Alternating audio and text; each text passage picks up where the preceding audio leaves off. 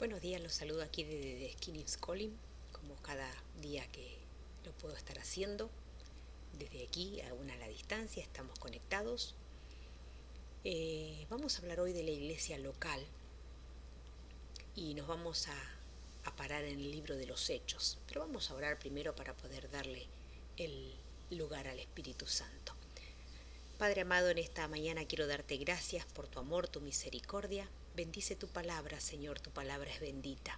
La suelto, Señor, en el nombre de Jesús, para todos mis amigos, los hermanos y aquellos que están a través de las redes sociales, que van a escuchar, van a compartir tu palabra, Señor. Gracias, Jesús. Amén.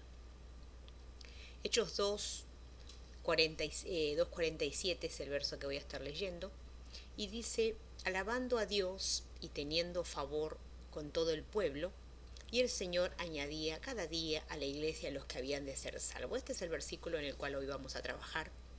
Y vamos a hacer una introducción, vamos a hablar de la iglesia local. Este es el título del mensaje y el tópico del mensaje, la iglesia local. Por ejemplo, aquí en Estados Unidos hay varias iglesias en un mismo lugar. Puede que haya en una manzana 2 o 3 iglesias de diferentes denominaciones, pero hay ese número y también más también. Entonces se imaginarán cuántas iglesias hay aquí nomás en Tallahassee.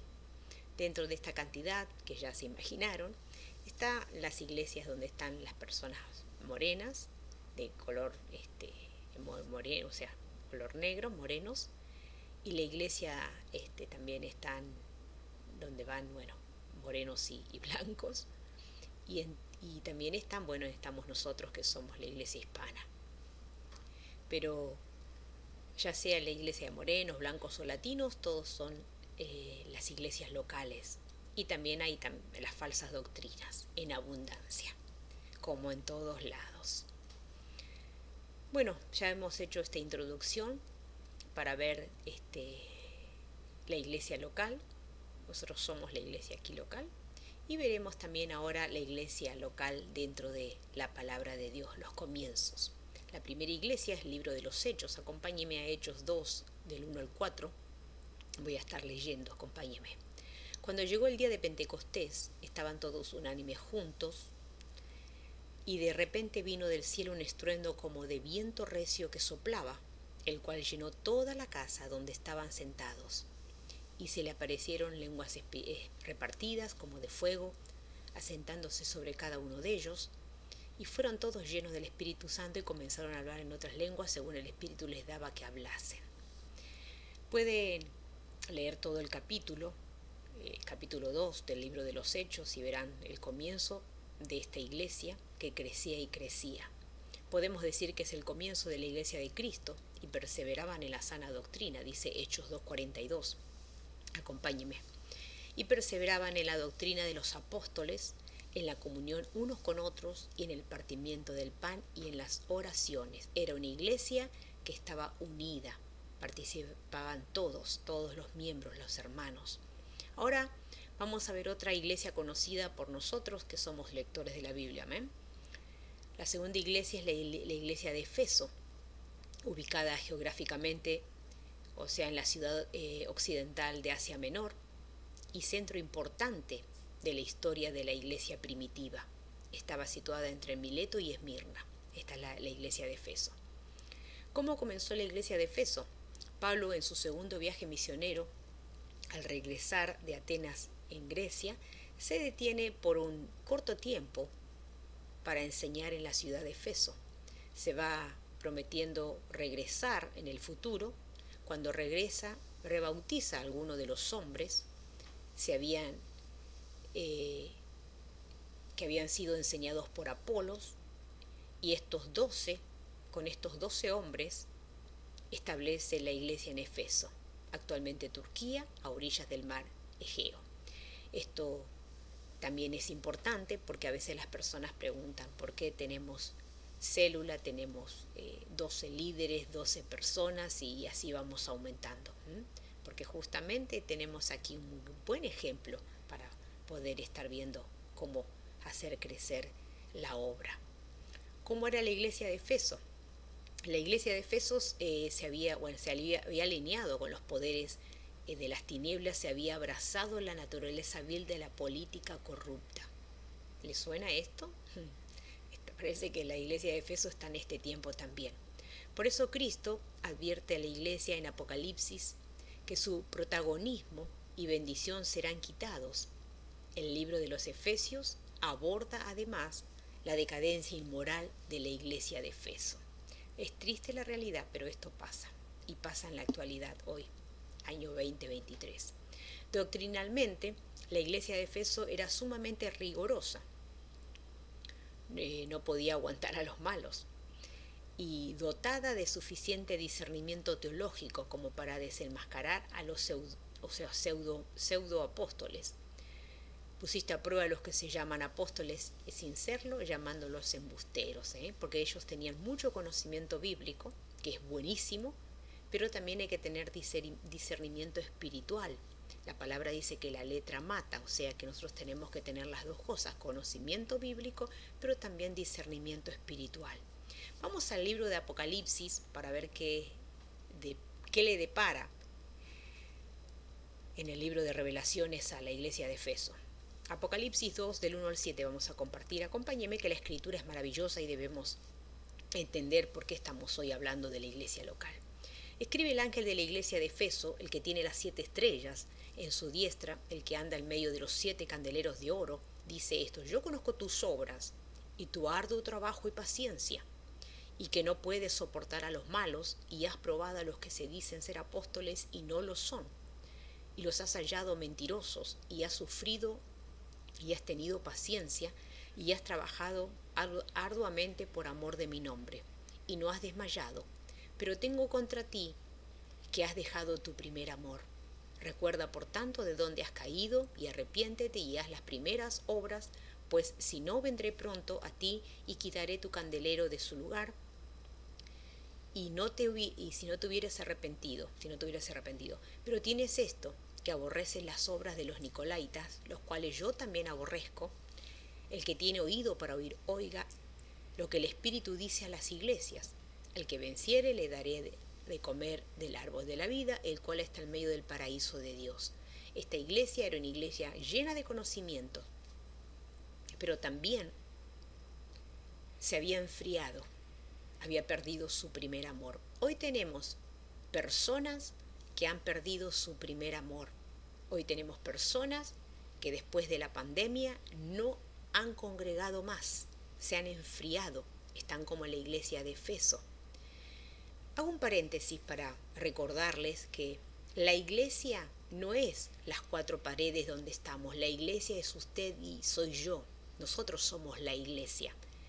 Podemos congregar, generalmente uno dice, sí, voy a la iglesia, pero es un lugar físico, es un templo, es un lugar donde congregamos, pero en realidad la iglesia es usted y yo, y estas personas de la iglesia de Efeso habían perdido su primer amor. Espero no sea su caso en esta mañana, que si está frío, si está tibio, que vuelva a encenderse en el Espíritu Santo, aleluya.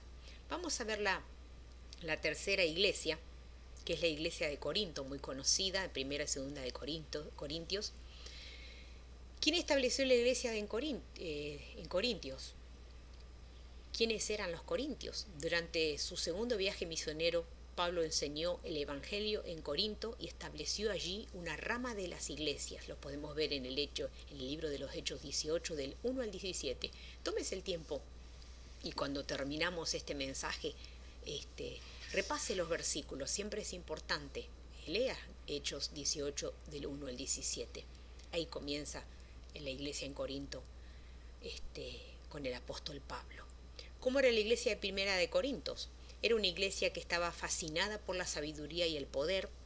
Pablo le declara que Cristo es tanto el poder como la sabiduría de Dios.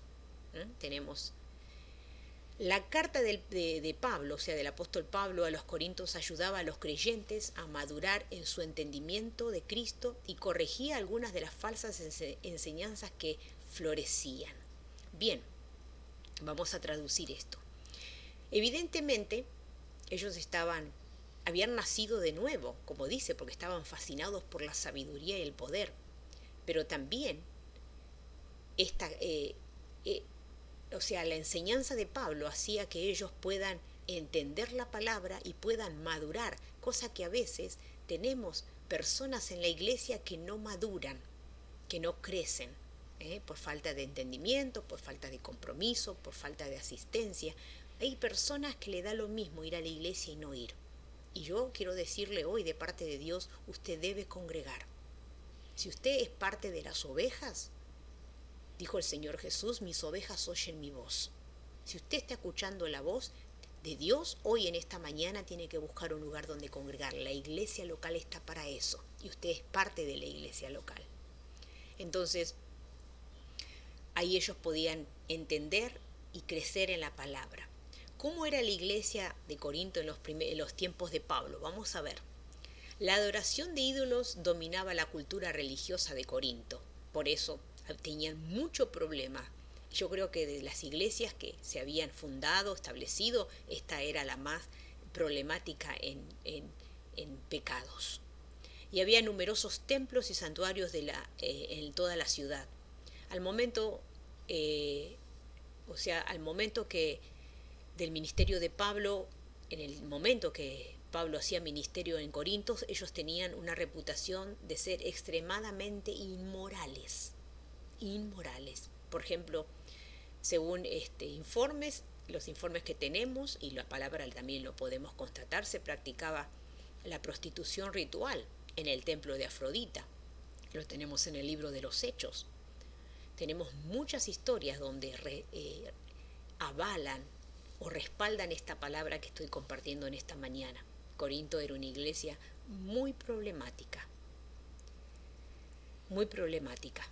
¿Cuáles son las características de los corintios en la Biblia? Vamos a seguir avanzando para conocer lo que son las iglesias y que no hay iglesia perfecta. Corintios tenía una fama de ser, de una manera moral muy relajada, eso era. De hecho, del Holman Bible Handbook señala que los griegos habían inventado una palabra para discernir, para describir y vivir una vida inmoral. Era corintianizar. Es como hoy si le dicen a usted, ay sí, porque ya te volviste evangélico, te volviste cristiano. Ellos decían corintianizar. En Corinto Pablo se encontraba con sus compañeros fabricantes de tiendas, con Priscila y Aquila, y se quedaba con ellos mientras realizaba su obra misionera. Esos eran sus amigos en el lugar y él, cuando iba a la iglesia de Corinto, podía compartir con ellos, pero en realidad cada vez que había personas convertidas a Cristo, ellos lo llamaban corintianizar. Qué loco. Hoy actualmente enseguida a uno lo señalan, ay sí, porque viene el pastor y viene el evangélico, el aleluya. ¿Cuál era el problema de la iglesia de Corinto? Entre los innumerables problemas de la iglesia de Corinto estaban los reclamos de superioridad espiritual, unos sobre otros también, demandarse unos a otros en tribunales públicos, abusar de la comida comunitaria y mala conducta sexual. Tenían muchos problemas. Ellos causaban división porque uno decía que era de Pablo, el otro era de fulano, el otro era de Mengano, y todos somos de Cristo. Aquí nadie es de nadie, es del Señor Jesús. Si usted es la iglesia de Cristo, le pertenece a Cristo. Que congregue en un lugar y que tenga un pastor no tiene nada que ver con que somos de Cristo. Amén. Bien, estas son 3 iglesias hay más, puede leerlas.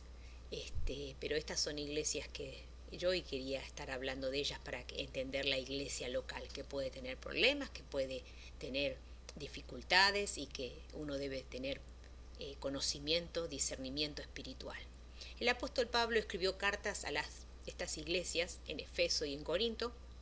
En ambas iglesias el apóstol tenía que poner orden constantemente, por división, por contiendas, por inmoralidad, por falta de amor, por frialdad espiritual, etc. Tenían más problemas que los Pérez García, como dice el dicho. Les compartí estas 2 iglesias bíblicas, aunque ya les dije hay más en el Nuevo Testamento, pero hoy yo tomé estas 2 para ejemplo. Pero ahora vamos a la iglesia local y al pasaje de hoy del libro de los Hechos que comencé diciendo, alabando a Dios y teniendo por favor con todo el pueblo, el Señor añadía cada día a la iglesia los que habían de ser salvos. Esto me apasiona. Le quiero dar algunos ítems porque debemos, o sea, ¿por qué debemos estar o buscar una iglesia local, una iglesia donde congregar, una iglesia donde sea nuestra casa? Local es que es propio de un lugar o que pertenece a él. A veces pasa que uno puede viajar a otro lugar a la iglesia porque, bueno, ha buscado afinidad, ha encontrado afinidad con los hermanos o con los pastores, y está bien, no tengo nada en contra de eso, pero a veces yo pienso que la iglesia local está bueno porque uno puede llevar a cualquier persona más práctico, a la iglesia, al vecino, y esto para mí también es importante, aunque obviamente si uno tiene que llevar viajando a otra persona, lo invita y lo lleva, no hay problema. Pero una de las cosas, le voy a compartir 10 ítems de por qué debe congregar. Y la primera es debe congregar. La palabra dice no dejando de congregar como muchos tienen por costumbre. No dejando de congregar. No le está preguntando si usted quiere ir a la iglesia, le está diciendo no dejando de congregar. 2. Debe estar bajo cobertura espiritual. Debe estar bajo cobertura espiritual. Aquí en este país se utiliza mucho la carta de los pastores para las personas, porque a veces hay personas, por ejemplo, que cometen algún delito de infracciones así en la calle, y la iglesia puede respaldarlos. El pastor tiene autoridad para respaldarlos, e inclusive hay muchos que, aquí por ejemplo, conducir sin licencia, aquí es criminal. Entonces, si ha cometido un problema de conducir sin licencia, muchas veces los mandan a hacer tareas comunitarias y los mandan a las iglesias, o sea que es importante tener cobertura espiritual. Debe bautizarse. Hoy tenemos mucha gente que conoció al Señor, tal vez 5, 10, 15 y no se ha bautizado. ¿Qué espera? ¿Qué es lo que está esperando? El Señor viene pronto y quiere una iglesia limpia y resplandeciente. Amén. Debe aprender la Biblia, ya sea a través de los mensajes, de la lectura bíblica, de devocionales, de escuchar o ver prédicas. Y hay muchas maneras que uno puede aprender a conocer la palabra de Dios. Debe aprender a orar, o sea, a hablar con Dios. Usted tiene que aprender a hablar con Dios. Y al relacionarse en la iglesia local, aprenderá, si usted se relaciona con su iglesia local, aprenderá cómo hacerlo de los hermanos, de lo que ven y escucha. La oración es importante. 6. Debe aprender el servicio, ya sea en la iglesia, en su casa o en su lugar donde se encuentra. Usted debe aprender a servir. El mismo Jesús dejó el ejemplo, él vino a servir. Debe aprender a esperar en lo que Dios lo quiere capacitar, en dones del Espíritu. Si usted es parte de las ovejas del rebaño del redil de Jesucristo, usted tiene dones. Y si no tiene, Dios se los va a dar.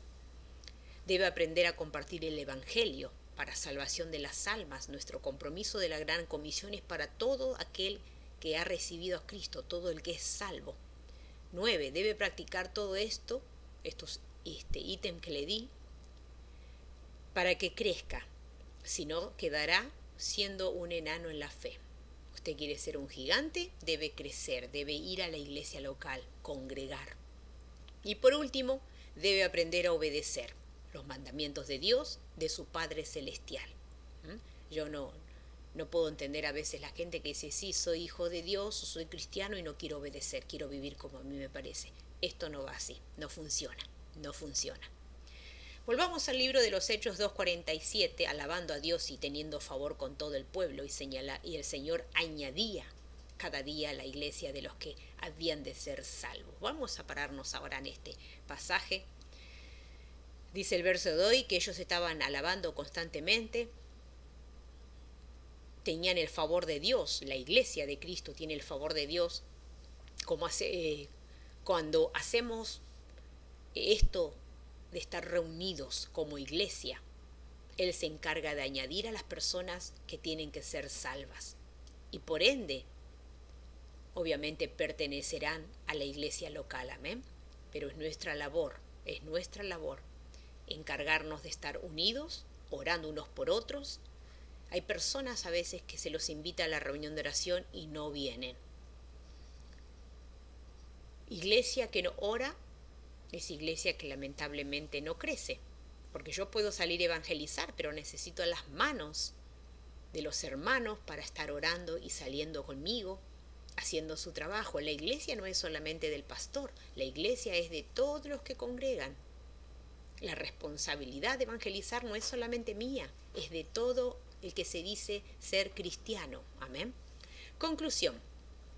Usted y yo somos la iglesia local, porque donde usted está, usted es la iglesia. Yo estoy aquí, yo soy aquí la iglesia. Entonces, desde ahí donde usted se encuentra, o desde aquí donde yo me encuentro, cada uno debe hacer su trabajo espiritual para que Dios haga el suyo.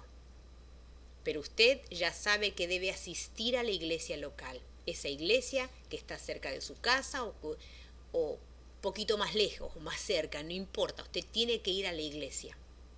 Tiene que ir a la iglesia local. ¿Por qué? Porque Dios lo demanda. Dice, no dejando de congregarnos, no lo que usted quiere, es lo que Dios manda. Amamos a Dios, entonces debemos obedecer.